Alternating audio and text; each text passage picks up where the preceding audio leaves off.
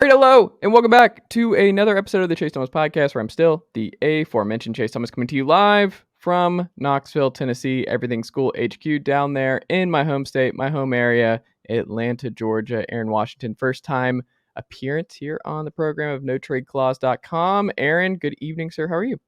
Good evening, Chase. I'm doing fantastic. Appreciate you having me on the pod. Glad to be with you. I've been seeing your work here for a minute, and you're on top of things. And I applaud your effort to cover various sports. I know for me, I'm a specialist in the NBA, and that itself is a lot of work. So I see what you're putting in across all the sports: football, baseball, NBA here, which we'll discuss this evening. And it's all really great, man. So thanks for having me on, and just keep doing what you're doing. I love it.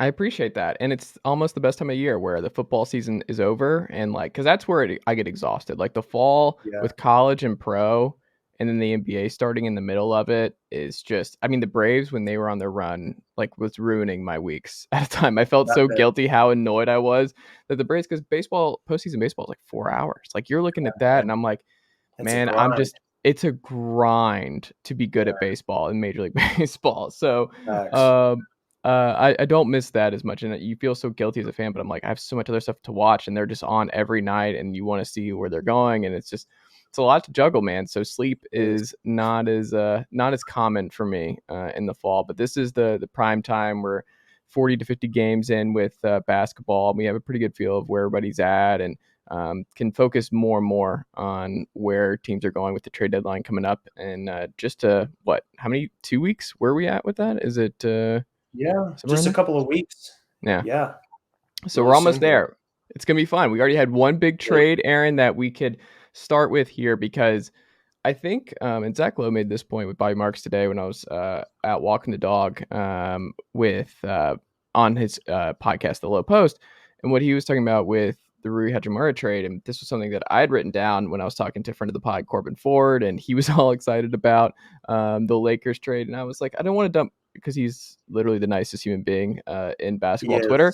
And I'm like, he's great. And he's so optimistic about the Lakers at all times. And I looked at it and I was like, best case scenario is like Markieff Morris, right? Where Keefe was a couple years ago, where he could play the 5 and on defense and help Anthony Davis that way. And Anthony could play the 5 on offense. And that was like what they were using. And it was good. Keefe couldn't really shoot. He was okay. But by and large, it's just you needed a bigger body to take those blows that Anthony Davis did not want to take. And Thomas Bryant's been really good for them when healthy. So knock on wood there that he can stay healthy, because he's got a bunch of upside. But I don't know. Like, it's a wait and see. It looks like he's going to be a starter out of the gate here for Los Angeles. But when you look at this trade, do you like it more for Los Angeles, or do you like it more for DC, Aaron? I would say I like it a little more for Los Angeles, just because of the upside play. DC got 3 second-round picks out of this deal, which, it's a fine return. I'm sure they were looking for a little bit more, considering that Hachimura is a former first-round pick. He has shown flashes. In his last game with the Wizards, he had 30 points, which matched his career high. So he obviously has some potential that I think is still untapped. He was really pigeonholed there in Washington, just trying to find his role with guys like Denny Advia, already in the rotation, Kyle Kuzma, who's emerged as a borderline star this season.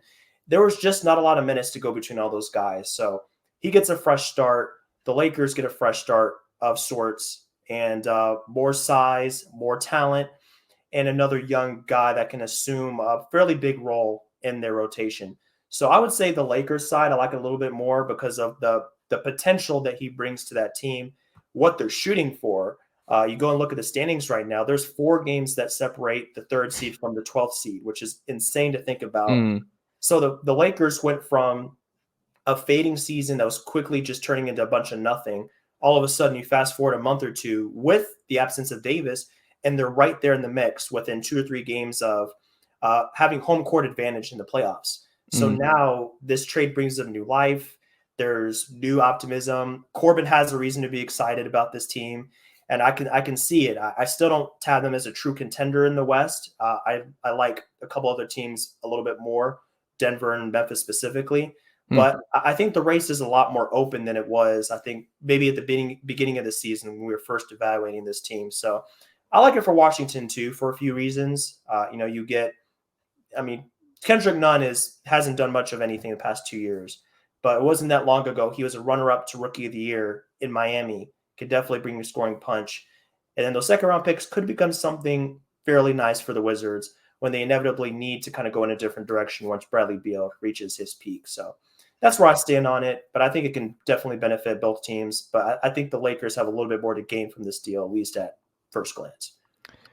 DC just needs to get out of the draft pick conversation for a while. They just need to stay away, with Johnny Davis being the most recent example of just this. I mean, it's crazy, but it looks like already a gigantic swing and a miss. It does. There. And you just can't continue to miss like that. And I'm just surprised too that Bradley Beal is just, he's fine. He's okay. He's like, hey, another whiff. Rui Hachimura did not develop what we needed him to be. We got Kuz. I'm still a borderline all-star. Like, I'm fine. Like, and they're not going to make the playoffs. Like, they're not a play-in team. This is just, it's very strange that Bradley Beal, because like I get it significantly more from Dame's side of things, right? Like Dame, you can still see it. Like they traded for Jeremy Grant. They're doing things around. I mean, they bring in Josh Hart. They have surrounded him with a bunch of vets, and then they'll do the high upside young guys that he can work with and develop, and like Anthony Simons of the world, the Shaden Sharps of the world. So it's a nice little mix. Nazir Little has been good for them when healthy. Like there's stuff there that if you're Damian Lillard, you're like, no, I'm fine. I think we can get back there.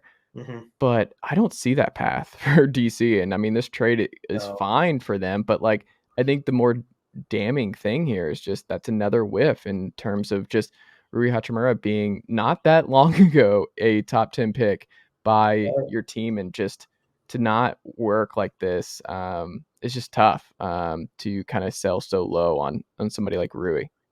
It is, man. And it, like you said, it's just very disappointing for Washington because this is a trend that's been going on for so many years. I mean, you go back a decade plus to look at the draft history, it's just very poor from first and second round standpoint. Yeah, they got Bradley Beal. They hit on that. He's been a franchise player for his entire career, essentially.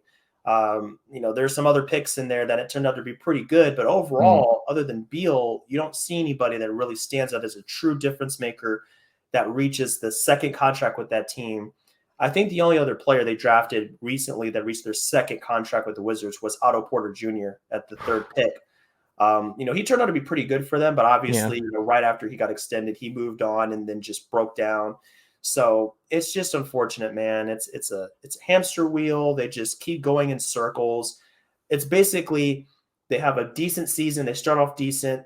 They miss the playoffs. They get a high lottery pick. So 9, 10, 11, 12. Whiff on that. Beal's content. And then they just go back to the beginning and just go in a cycle. So I don't know where it ends for them, man. I don't know what they're trying to get out of this.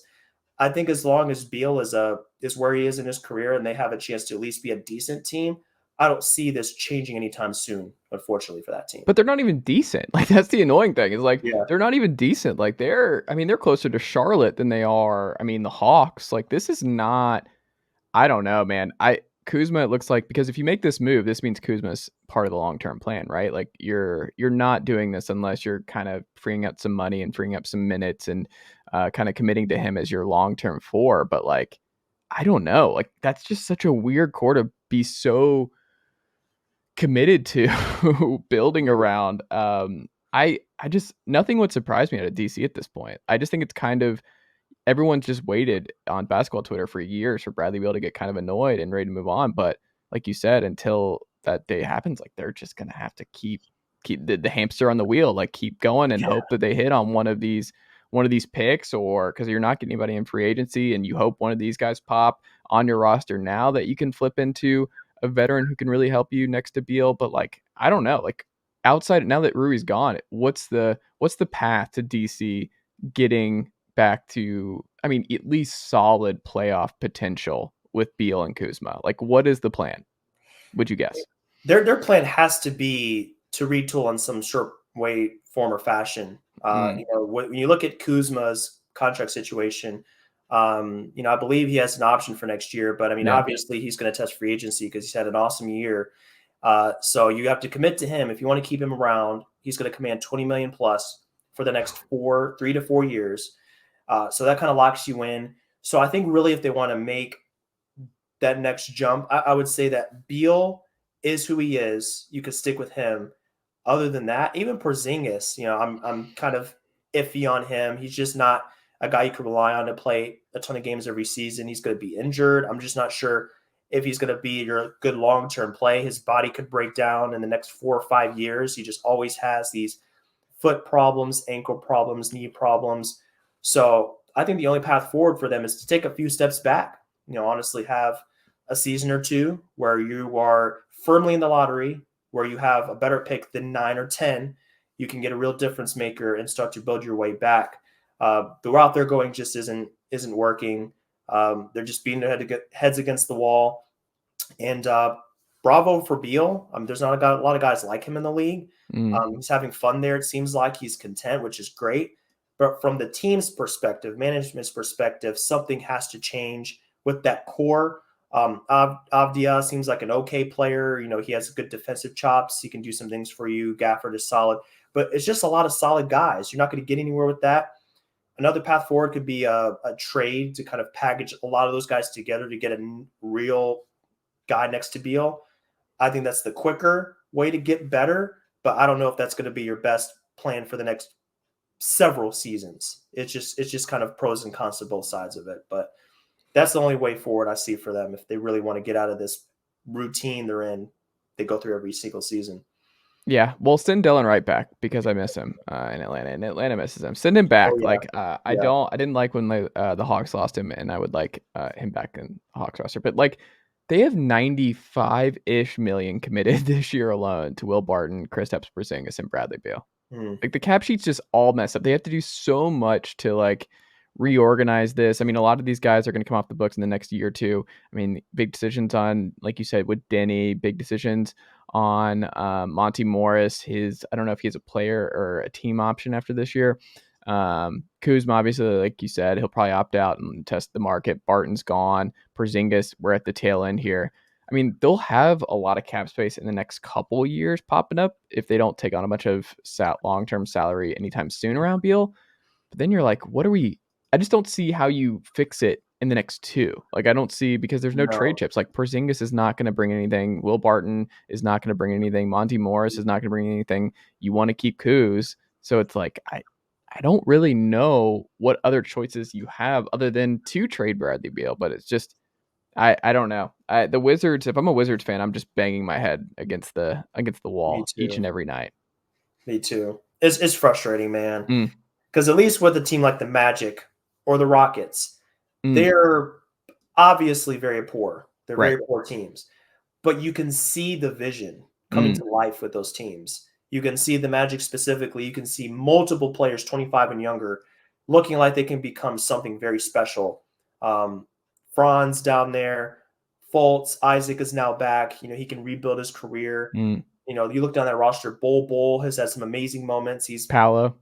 Yep, Paolo. I mean, just go down the list. It's like, we're not going anywhere this season, but you can see the vision. You can see where it could be headed. With the Wizards, it's like they're just kind of in the cul-de-sac just doing laps. Yeah. And it's like they have some good moments. They start a season 12-7. And it's like, okay, we're doing something here. We're going in a certain direction. Yeah. And then they just go 2-10 in the next 12 games. And you're like, well, I guess we're right back where we started. So it's just tough slug. It's not fun. What do you think is the best lineup with Rui in Los Angeles? If you were going to put together the best five now, if let's say that everyone's healthy in Los Angeles, let's say that Lonnie and company are all good to go, Austin Reeves and company, what do you think is going to be the best five that includes him that they can throw out with Darvingham?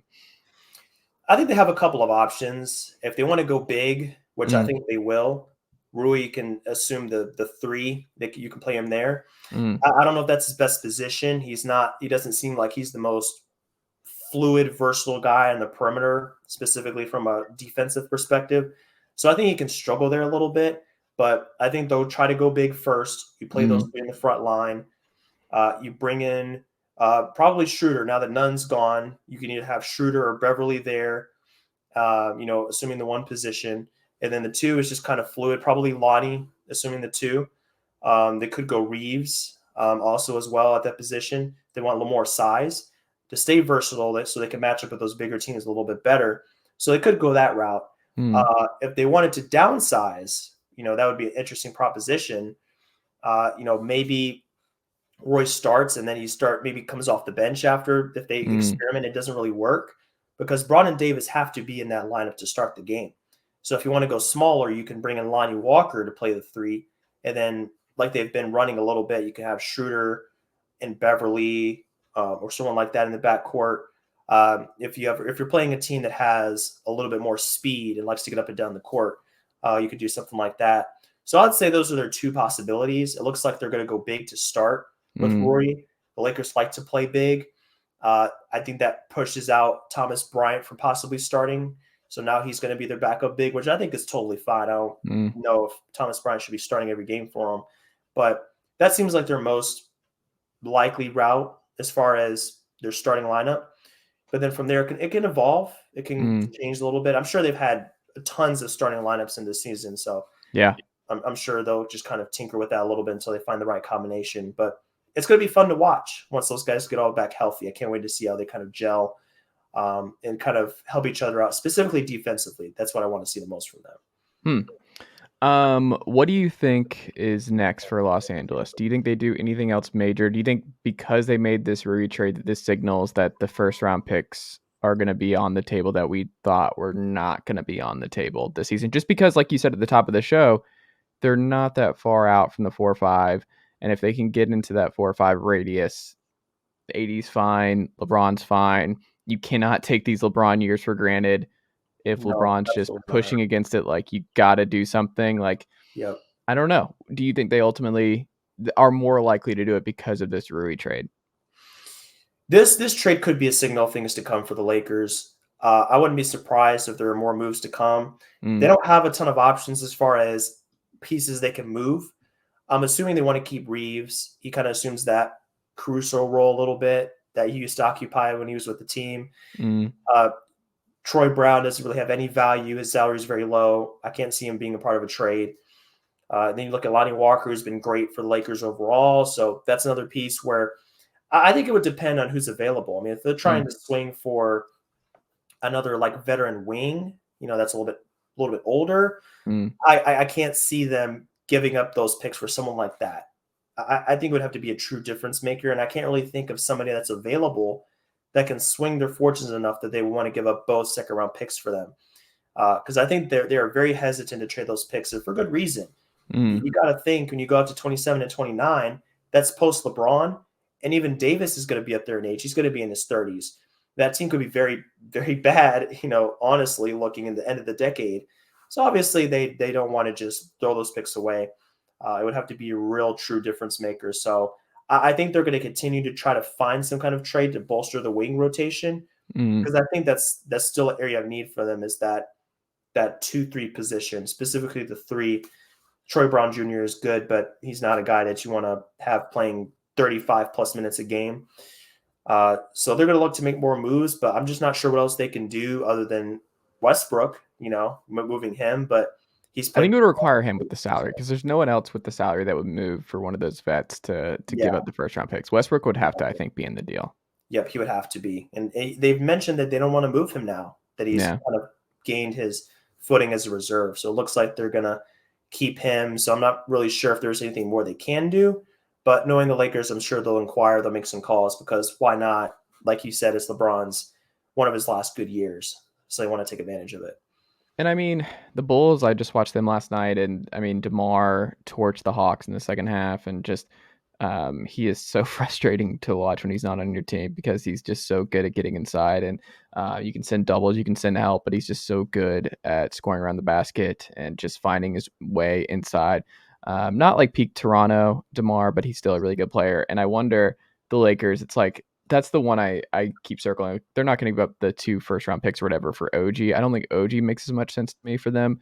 But if Fred VanVleet was an option, that would be something that I'm curious about because we'll talk about him here at the end. But change his agents. We'll see who his next agent is. If it's Clutch Sports as the next agent, then maybe that's something that perks up a little bit on that regard. But Zach LaVine makes a lot of sense to me. Like if you watch this group and you're like, I don't know what are they building in Chicago? I don't really know what they're building. It doesn't seem like the vibes are great. Like the Vooch fit has never really looked right. He was not happy for most of that game. He gets frustrated a lot, but Patrick Williams is just not going to be that guy. He had some good corner threes, good defender, good size, but like he's never going to be a guy who can be a big player offensively in the half court. It just doesn't seem like that's coming for him ever. And then Yeah. you're like, okay, well, what do we have? Lonzo Ball may never play basketball again. We just like Yeah. that's just I'm rough worried for about him. it. Yeah. Right. So I'm like, where are they going? They're still 2 games under 500. If I'm the Lakers, that's probably where I'm targeting is either Fred VanVleet, and seeing what happens there. And then, Zach LaVine. I think either I would give up the first round picks for one of those. I think that's enough of a needle mover where you could I think with a LaVine, AD, LeBron core for a 7-game series, I think that would be a really tough out. And I think that's worthwhile. Absolutely. So yeah, I don't know. I think those two make the most sense to me. I like that as well. Van Vliet a little bit older, but he's still under 30. Mm, He's been off and on this season. He's been struggling with a few injuries, but once he comes back from those injuries and he gets a few games under his belt, I mean, he's had some fantastic performances. mm, And for the Lakers specifically, where I think the big appeal of Van Vliet lies is not only his veteran leadership. I mean, he's one of those guys that's been with the Raptors for several years, and he's really kind of assumed a leadership role, and you can trust him to make good decisions on the court. But solid 3-point shooter. He's just a good all around guard. He just kind mm, of does whatever you need, and he's used to being a second or third option. He played with a guy named Kawhi Leonard, for a season in Toronto. So he's not like Trae Young, who we talked about, right before the pod, as a guy that's like has trouble playing with ball dominant players. Van mm, Vliet has done that, and he's shown that he can be he can slot into that role very easily as an off-ball player, very good defensive player. He's just tough. mm, He's just a tough-nosed guy. He wants to win at all cost, and that fits the ethos of the Lakers. So he's a great fit for them. And Levine is, I think, would be a little bit tougher to kind of fit in that system because mm. he's one of those guys that, he's assumed a huge role in the offense his entire career almost. And, I don't see the defensive upside there the same way I do with Van Vliet. But Mm. I agree. I mean, if he's on the table and you have a chance to get him, definitely go for it because he only elevates your potential and what you can accomplish on the basketball court. So I like both of those, specifically Van Vliet for that team. I think he would be an awesome fit. It just comes down to, can the Lakers put enough together to entice the Raptors to make that deal, other than the picks. It would have to come down to just getting enough salary. I think that'd be the biggest challenge for them. Who do you think offered the Raptors the 3 first-round picks for OG? Who do you think, when you saw that, who jumped out to you as most likely to do that? Uh, Possibly the Raptors or the Raptors. If I had to take two guesses on that one. Yeah, it's because I've seen a lot of people on Twitter they just show a picture of Masai, like a GIF of Masai right there Mhm, under the post. Um, I think it's either they kind of put that in the air to get people talking. Because I don't know who would offer 3 first for OG. mm, I think when you're talking about players that could warrant 3 picks, you're talking about true star players in this mhm, league. You're talking about the Goberts. You're talking about the Mitchells of the world, guys like that. And OG is a fine player. I mean, I'm a huge OG fan. I love what he does on the court. But are we really talking about him as an all-star, all NBA, all defensive team type of guy, or defensive player of the year? I'm not sure if he really hits those marks for mm. me. So I'm very skeptical that that's a legitimate report because teams will be trying to gain an upper hand any way they can. They'll just kind of put stuff in the air just to kind of see what happens.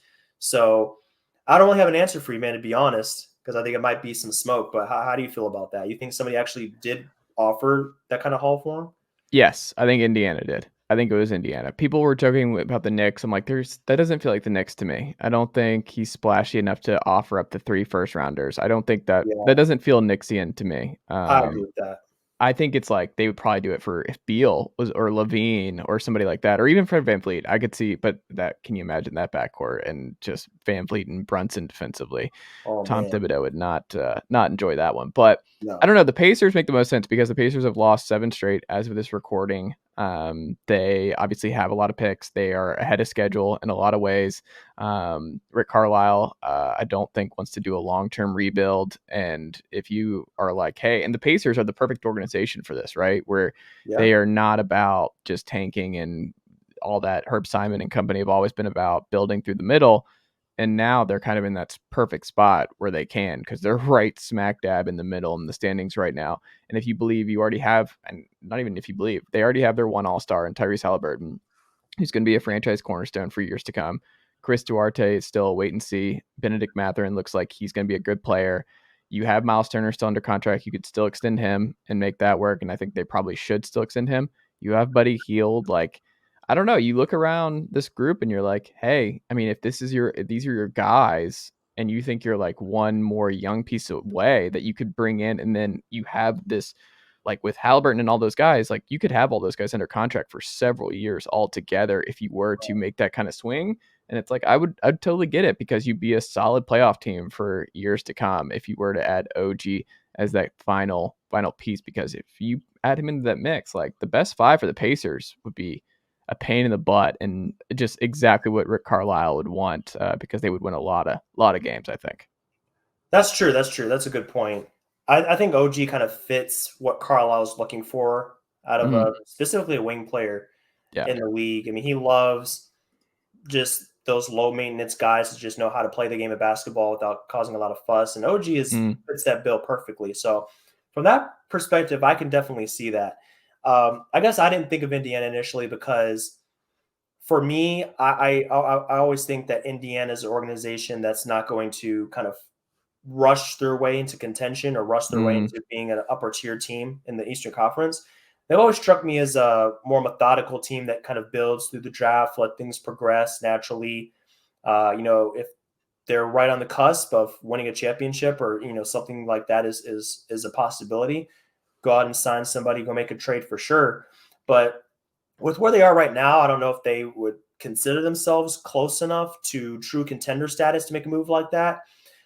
They're having a great season, definitely better than I think even they expected for yeah, sure. for sure. I think they can really go either direction. They can Mm, go in on this season or they can sell. They have some guys that have peak trade value right now, so they can go the other direction. They're just kind of like a wild card, mm, so to speak, in the Eastern Conference, in my opinion. They have so many different possibilities because they can build for the future.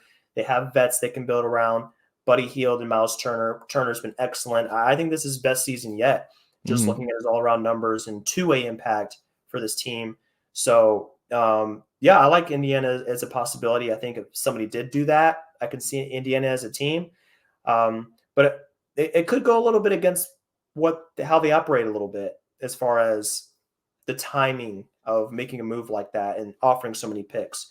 So yeah, it's interesting. I think yeah. there's just different ways they can go about it for sure.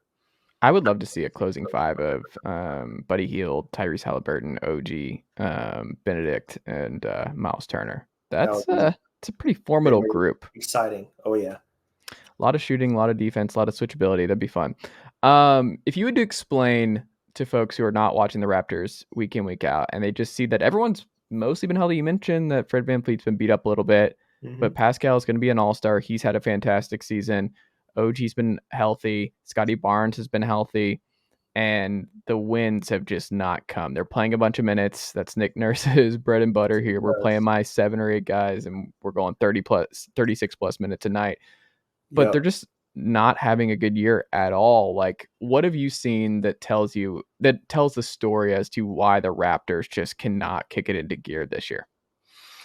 No, Chase, I think part of it is this core has been together for a while. You think of OG, you think of Siakam, you think of Van Vliet, Mm, you think of Chris Boucher, all these guys, Malachi Flynn. You just go down the list. Like a lot of these guys, great Trent Jr. Been mm, with this team for 2+ years. They've all seen a lot, done a lot together, and they offer a lot in terms of defensive potential, in terms of versatility.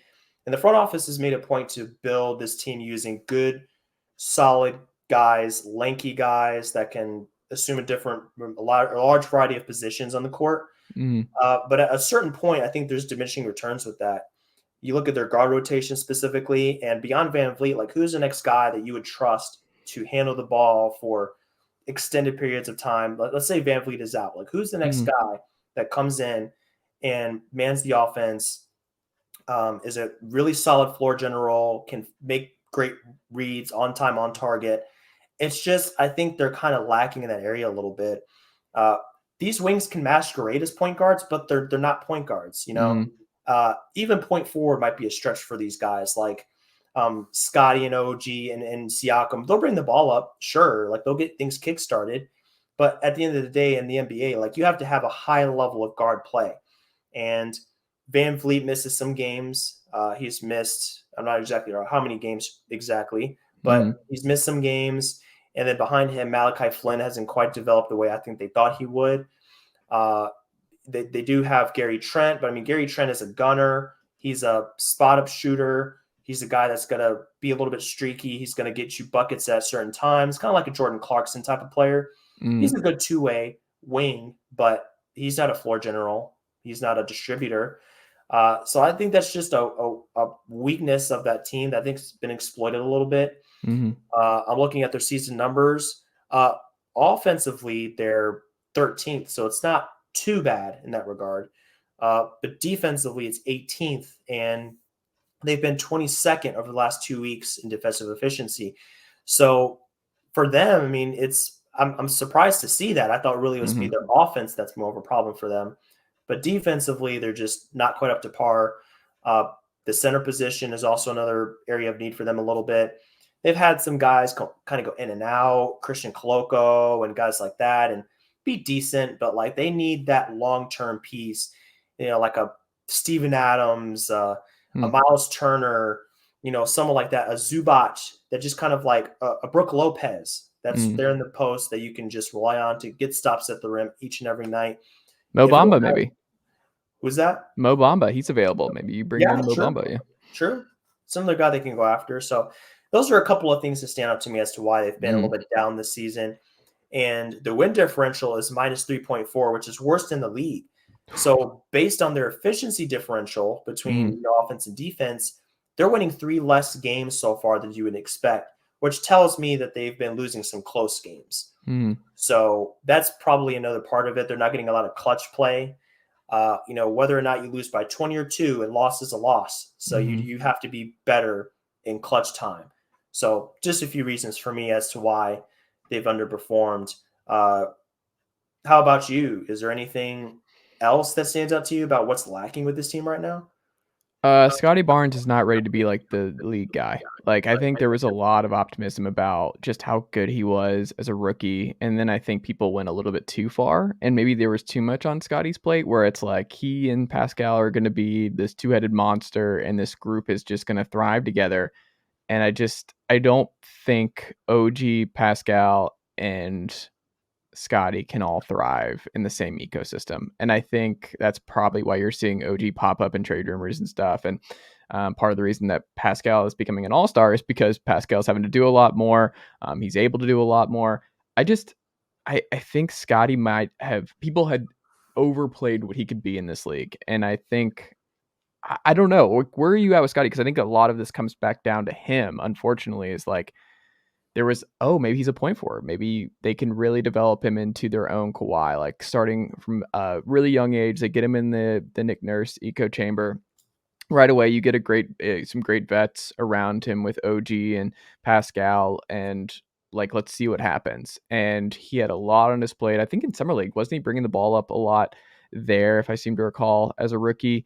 Confirmed. And that's something that obviously they would love to do. And like you said, they don't have a lot of natural point guard playmaking at that spot. And Right. the hope was like either OG, because I mean, that was years ago. They tried him at summer league, and he looked really good at point forward. And they've been looking for that point forward type to take over without Kyle Lowry and company, because Fred VanVleet's good, but you still want some variety. And I just don't think Scotty Barnes is there as a scorer and playmaker. And I just think there's too much on this kid's plate right now. So I think he needs more help, and I think they just need to shake things up just a little bit and not overcompensate. Like, oh man, none of this is working. We need to sell everything. It's just I think you just need to move around one of those three, and it's probably OG of the three to kind of bring in some more vets, bring in some more help at guard, and just you got to expand this rotation and have more guys you can trust if you're Nick Nurse because you're really, really running these guys into the ground at this point. Absolutely. Scotty Barnes is playing 34, almost 35 minutes a game. Siakam is even higher. So, I mean, I agree. I mean, at some point, you have to lighten the load a little bit for these guys because, I mean, we're getting all technical and we're talking about defensive and offensive efficiency and different play types and things like that. But it could really just be as simple as fatigue, if we're being honest. Uh, these They're guys, 20th in defense right now, which is weird based on the yeah. personnel. Right. And I think that's a big reason as to why, because you think about defense, and especially Mm, in today's NBA, it's so difficult to be a consistently good defensive team. There's mm, so many actions you have to guard. There's so many great offensive players out there. So, I mean, if anything is going to go as a result of fatigue, it looks like defense would be the first to go. Because if you're a step late in rotations, if you're mentally you're not quite there, you're a step late to on a closeout mm, or tagging a roller or something like that, there's a cascade effect that comes along with that. And I like what you said about that roster balance overall. They were looking for that point forward type, and they have several guys that kind of fill that role in spurts, mm, but it's come at the cost of overall balance in the league or on their team. So you have a lot of wings. Where are you at with your centers? Where are you at with your point guards? They're lacking. So I definitely agree. I think it would help them if they shipped off OG. You even that out a little bit. You get some help on those other positions where you're lacking. Because those three guys you just mentioned, OG, Scotty, and Siakam, doesn't seem like their skill sets overlap, and mm, that's why they're kind of having trouble all establishing themselves. Specifically, Scotty Barnes. mm. Yeah, I don't know. I think ultimately OG's out. I think he's the odd man out, is going to be my guess. But I also am Yeah, curious what happens. And they put a lot of eggs in the Otto Porter basket, and they he did. That going was down unfortunate. really, that was rough for them. They just don't have the depth, man. And I think they're just, and I mean, Kim Birch being not a factor and not a rotation guy anymore kind of caught a lot of people by surprise. Like, that's just stuff that it hurts when that happens. I forget he exists sometimes. Right. Like Ken And he Burke. was starting a lot last year. Like this Yeah, is just not he's in the doghouse and just not a part of this rotation right now for Toronto. So we'll see if that changes, but I don't yeah, know. I'm pretty pessimistic when it comes to that. Um on the positive side though, Philly has played really good basketball. James Harden's played really good basketball. We'll see if Joel Embiid is an all-star starter in the coming weeks, but I think he has a strong case for it. I think you could make the case he's been better than Giannis to this point this season, which is sure. pretty good for him. I don't know, like those early. It feels like forever ago that Philly was really really struggling out of the gate, and it was like, Yeah, what's happening here? Maxey being out with his foot injury, and you're like, this is a problem. I think things might get significantly worse. And then you had like what feels like forever ago. It's because basketball Twitter moves like this. It's just what was it? Harden was talking to who was he talking to in Houston where he's like, I'd love to come back or something like that. I forgot that yeah, report, which feels yeah, like forever ago that he was already planning his next exit and reuniting in Houston. You're like, what is happening? Why would you want to do that? yeah, Houston's a dumpster fire right now. And like what that doesn't make any sense.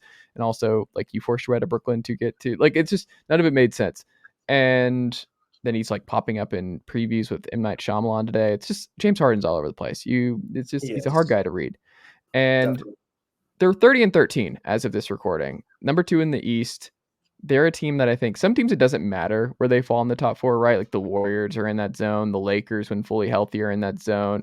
I think the Celtics are probably at that point where it doesn't really matter 1 through 4 or 5. I think the Nets for sure, it doesn't really matter where they fall there. I think the Sixers are one of those who actually it does matter. Like if they can get the number 1 seed or they can be a top 1 or 2 whatever and get the best matchups possible, I think the better off they're going to be. I think they're a team that benefits more, especially with that crowd and everything else, of just they need to be in the best possible matchups, whatever that means. And I don't know. I did not see this turnaround coming. I thought it was going to go the other way based on how this started. What do you look when you've watched the Sixers of late? What have you seen that's kind of flipped for them? I think leaning into that tandem. I mean, they're leaning on that star power of Harden and Embiid. First off, I mean, Mm, when you have two guys like that, one premier facilitator, ball handler, and Harden, and then the second half of that equation is an elite role guy, finisher, all around dominant presence in the paint like Embiid, and you go to that early and often. That pick and roll is just going to do you wonders. So it looks like that's propelled their offense in a big way, just going to that action time and time again, and then letting those other guys just kind of feed off of what comes up, what appears as a result of those guys feeding off of each other. So you have your wing players out there making a difference. D'Anthony Melton had some fantastic games when Maxey was out. mm, So he kind of stepped into that role, that void that Maxey left. That was one of the great acquisitions of the summer. Overall, I thought getting a D'Anthony Melton, mm, because he's that utility player on the wing slash guard spot there that I think they were lacking a little bit last year. mm. He steps into that rotation. He brings them great defense. He brings some secondary ball handling, decent shooting. So he fills a lot of voids for them. And then with PJ Tucker, it's just like, hey, just do what you do. I mean, he's not scoring a lot right now. Still Uh, shoot 38% from three. What is he in the corner? I'm sure it's still yes. really good.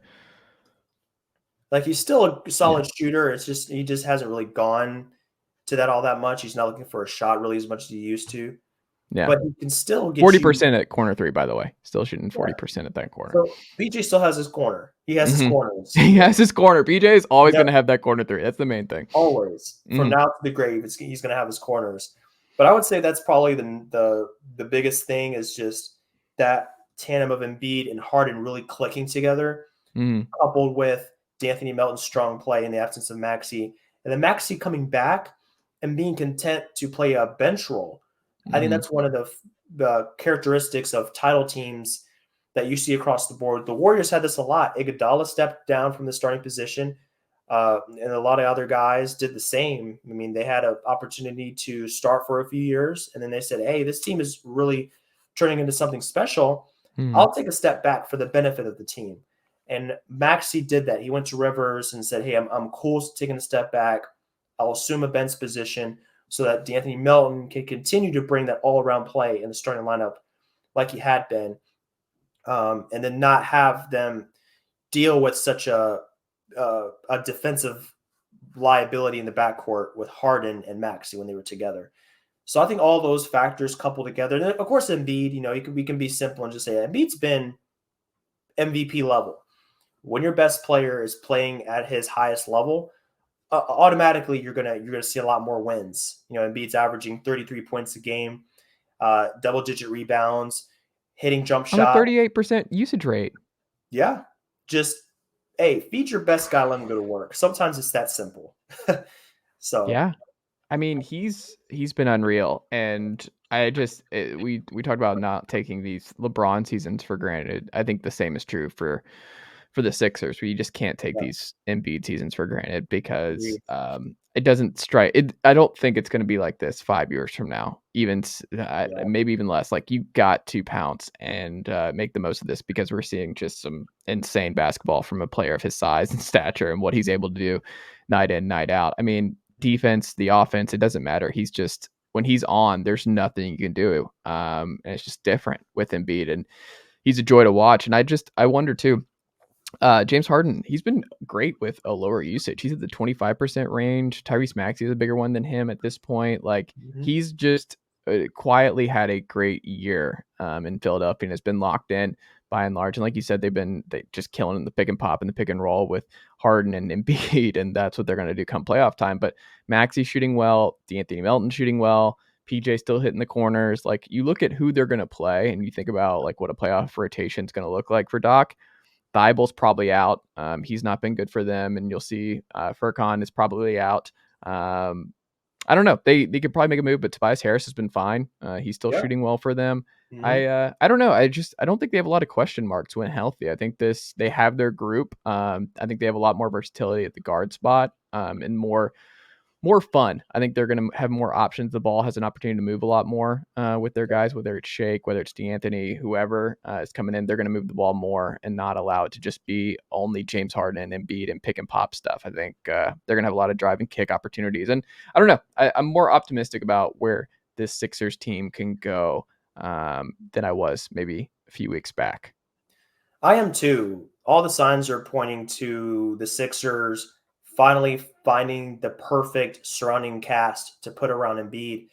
For several years, it was trying to balance that out. It's like, do we have enough shooting? Do we have enough defense? Going back and forth. And, last year was a lack of depth for them. They played Miami. They lost in 5 games. Yes, Embiid was hurt, but there were a lot of flaws that the Heat exposed for them. They didn't have the toughness. They didn't have the depth. Once Harden was out of the game, once Embiid was out of the game, who's the next man up that's going to really punish the defense for Philadelphia? This year, no such questions. I mean, you hit it right on the head. They come in here, not a lot of weaknesses. They have Embiid, Spear of the Dragon here, just leading the charge. He's at the top of his position, 100th percentile in terms of assist percentage.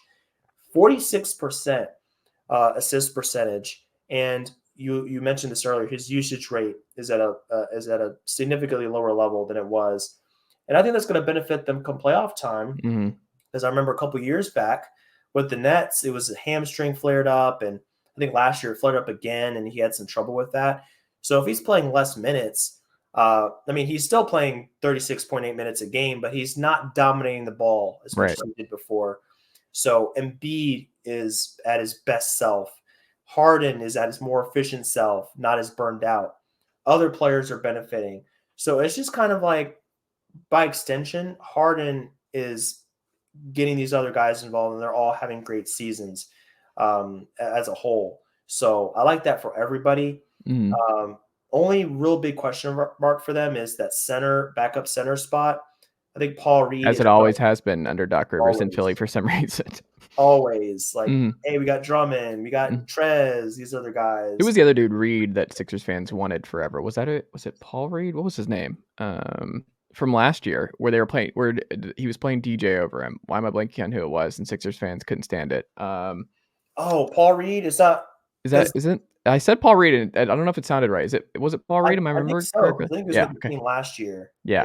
I still can't understand that decision to play DeAndre Jordan. He should have never even stepped foot on the court in the playoffs. That's a head scratcher. But yeah, they're in a great spot right now. So I think this is their time to shine. This is Harden's chance to redeem himself after those past playoff failures. And maybe he just needed to assume a lower role, being the second guy. That could be all the difference for him. So for his sake, I hope it is. Maybe sometimes being the third when Tyrese is on. Like when Tyrese is on, he can kind of be the third, fourth guy, and that's okay. They got to avoid the Celtics. I think that's their worst matchup. Like, I just don't think they have the wings to compete with the Celtics night in, night out in a 7-game series. Like, I think they could probably punish Brooklyn in a 7-game series. I think that would be a really fun one. Nick Claxton's been awesome, but I think that would be a really fun series, and I'd probably lean Philly there. And then Milwaukee. I mean, I'm not there right now. I think their biggest obstacle with seeding would be getting Boston early. So if they can avoid Boston for as long as possible, I think there's a lot of reason for optimism in Philadelphia. Aaron, what can the good folks check out from you across the internet this week? No trade clause and everywhere else. What can you plug as we wrap up here tonight? Sure. Well, Chase, thanks again for having me. Great conversation. I'm here on the podcast. You can find us over at notradeclause.com. You can go over to our Twitter and find us there as well. We actually just had a podcast we recorded yesterday that would be dropping. I think it's already dropped. So if you go to notrade_clause on Twitter, I'm about to be posting that podcast over there. And then we have our channel as well on YouTube that you guys can check out if you wanted to see all our content. We had an interview with James May. He coached the Brooklyn Nets Summer League team back in Vegas in July, and he has some international coaching experience. So that will be going up this evening. Highly encourage you to check that out. He had some great things to say about the state of the game today from a coach's perspective. And then we have another podcast coming out here in another couple of days. Matt Isa is going to be on the podcast from SB Nation. basketball news, Forbes. So keep it locked for that. But if you're looking for cap sheets, you're looking for draft capital, things like that, all that, including our podcast, will be on notradeclause.com. So be sure to check that out. There you go. Aaron, thank you so much for the time, and we'll have to check back in again soon. Absolutely.